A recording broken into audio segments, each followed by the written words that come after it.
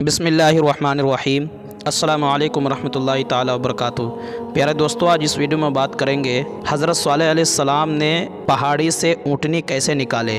قوم عاد کی ہلاکت کے بعد قوم سمود پیدا ہوئی۔ یہ لوگ حجاز و شام کے درمیانی اقطاع میں آباد تھے۔ ان کی عمریں بہت بڑی ہوتی، پتھر کے مضبوط مکان بناتے وہ ٹوٹ پھوٹ جاتے مگر مکین بدستور باقی رہتے۔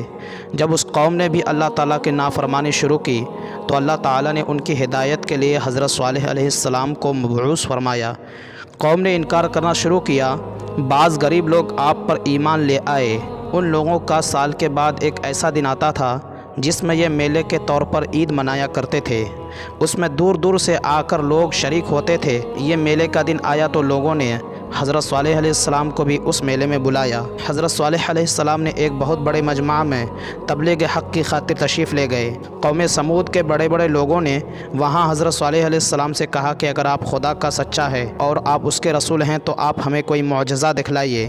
آپ نے فرمایا، بولو کیا دیکھنا چاہتے ہو؟ ان کا سب سے بڑا سردار بولا، وہ سامنے جو پہاڑی نظر آ رہی ہے، اپنے رب سے کہیے کہ اس میں سے ایک بہت بڑی اونٹنی نکال دے جو 10 مہینے کی حاملہ ہو۔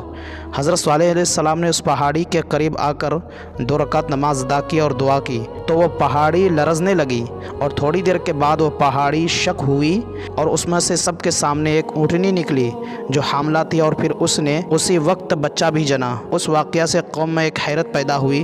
کچھ لوگ مسلمان ہوئے اور بہت سے اپنے کفر پر ہی قائم رہے۔ انبیاء کرام علیہم السلام کے معجزات برحق ہیں اور اللہ تعالی ہر بات پر قادر ہے۔ کرام علیہم السلام کے معجزات کا انکار کرنا کافروں کا ہی کام ہوتا ہے۔